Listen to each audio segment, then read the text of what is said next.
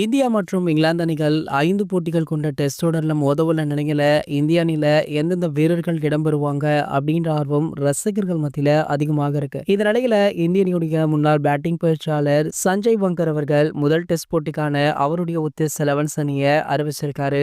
சாய் பங்கர் அவர்கள் தன்னுடைய அணியில சாய் சுதர்ஷனுக்கு வாய்ப்பு கொடுக்கல. அவருக்கு பதிலாக யசஸ்வி ஜெய்ஸ்வாலும் ராகுல் ஆகியோரை துவக்க வீரர்களாக தேர்வு பண்ணியிருக்காரு. 3வது வரிசையில சாய் சுதர்ஷனை பலருமே ஆட வைக்க வேண்டும் அப்படின்னு சொன்ன நிலையிலுமே சங்கர் பங்கர் அவர்களுக்கு பதிலாக அபிமன்யு ஈஸ்வரனை தேர்வு பண்ணிருக்காரு. 4வது வரிசையில கேப்டன் சுப்மன் கில்லை தேர்வு பண்ணிருக்காரு. சுப்மன் கில் இது வரைக்குமே முதல் 3 வரிசைகள்ல மட்டுமே பேட்டிங் பண்ணிருக்கார் அப்படின்றதுமே குறிப்பிடத்தக்கது.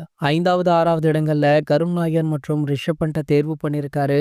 மேலும் பாத்தீங்கன்னா பந்து வீச்சாளர்களை பொறுத்த வரைக்குமே 4 பேர் மட்டுமே தேர்வு பண்ணிருக்காரு சஞ்சய் பங்கர் அவர்கள். நிதிஷ்குமார் ரெட்டியை ஆல்ரவுண்டராக தேர்வு பண்ணிருக்காரு. ரவீந்திர ஜடேஜா அவர்களுக்கு அவர் இடமளிக்கல. அவருக்கு பதிலாக குல்தீப் யாதவ் சுழற்பந்து வீச்சாளராக தேர்வு செய்யப்பட்டிருக்காரு. வேகப்பந்து வீச்சாளராக பும்ரா, முகமது சிராஜ், பிரசித் கிருஷ்ணா ஆகியோரை தேர்வு பண்ணிருக்காரு. 4 பந்து வீச்சாளர்கள் மட்டுமே போதும் அப்படின்னு முடிவு பண்ணிருக்காரு. 5வது பந்து வீச்சாளராக நிதிஷ்குமார் ரெட்டியை தேர்வு பண்ணிருக்காரு. இந்த 11 அணி தான் பாத்தீங்கன்னா முதல் டெஸ்ட் போட்டியில இடம்பெற அதிக வாய்ப்பு இருப்பதாக சொல்லப்படுது.